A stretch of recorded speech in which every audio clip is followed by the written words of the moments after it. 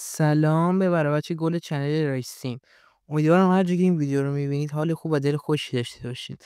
من امیر دیویل هستم و قراره داخل این ویدیو بهتون بگم که تالنت ها داخل مترو رویال به چه کار میاد و چه کاربردی برامون دارن و چطوری باید تالنت ها رو مکس کنیم. قبل از شروع ویدیو ممنون میشم که از همون حمایت کنید و دکمه سابسکرایب رو کلیک کنید و زنگوله بغلش فعال کنید تا هر گیم پلی یا آموزش که میذاریم با خبر شید و اولین نفری باشید که ویدیو رو میبینید.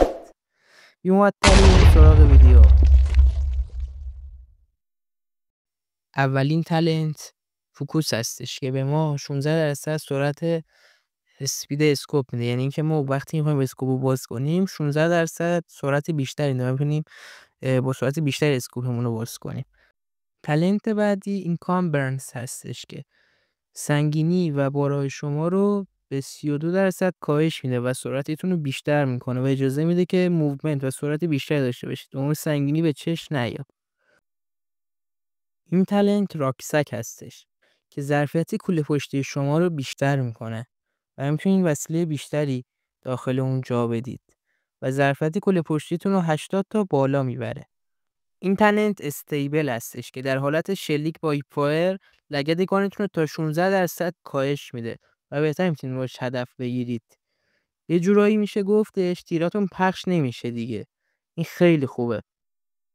یکی از تالنت‌های دیگه مترو رویال هایپر اکتیو هستش که در حین هیل کردن سرعت شما رو تا 80% بهبود میده و زمانی که انمی داشته باشید یا بخواید جایی برید در حین هیل کردن سرعت شما رو بیشتر میکنه و این خیلی کمکتون میکنه تو مترو رویال. یکی از بهترین و مهمترین تالنت‌های مترو رویال اسپراینت هستش که در حالتی که شما گان دستتون ندارید سرعت دویدن شما رو بیشتر میکنه و این خیلی کمکتون میکنه که شما سرعت بیشتری در حال دویدن داشته باشید. تالنت بعدی ریتریت هستش که در حالت که شما میخواید استرکشن یا خروج کنید تایم اون رو کمتر میکنه، از 6 ثانیه به 4 ثانیه کاهش میده. این تالنت دکستریتی هستش که زمانی که ریلود میکنید سرعت اون رو 8% کاهش میده که LMG اصطلاحی که دیرلود میشه دارید، این خیلی مفید میتونه براتون باشه. یکی از بهترین تالنت هایی که هر مترو پلیر فعال میکنه استرانگ هستش که 16 HP به شما اضافه میکنه و این خیلی میتونه براتون خوب باشه که تو فایت ها برنده باشید و شانس بیشتری برای زنده موندن از سروایو داشته باشید.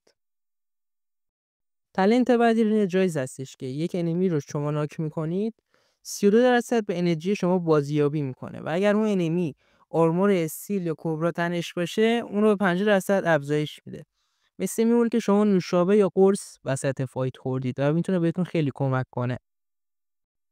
تالنت بعدی دکسترویس هستش که شما باکسی رو بازی میکنید سرعت اون رو کاهش میده و این خیلی میتونه براتون مفید باشه در حین باز کردن باکس های ردیشن یا غیره.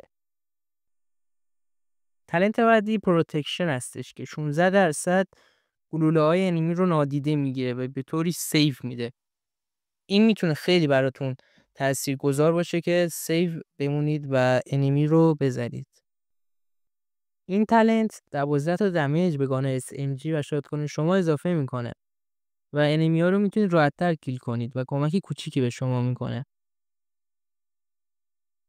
و همینطور سه تالنت بعدی همین ابیلیتی رو دارن ولی با این فرق که دومین تالنت واسه گان‌های رایفل مثل M4 ام هستش، سومین تالنت واسه اسنایپ و گان‌های DMR و چهارمی واسه گان‌های LMG همون ماشین گان.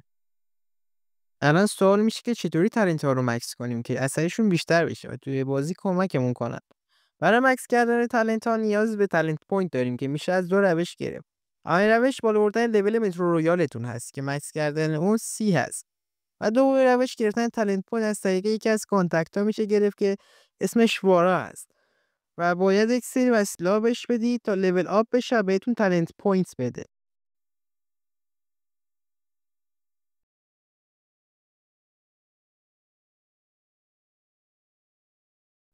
ممنون از اینکه ویدیو رو تا اینجا تماشا کردید. امیدوارم از ویدیو خوشتون اومده باشه. اگر نظری، انتقادی، چیزی داشتید میتونید داخل کامنت ها بنویسید. حتما جواب میدیم.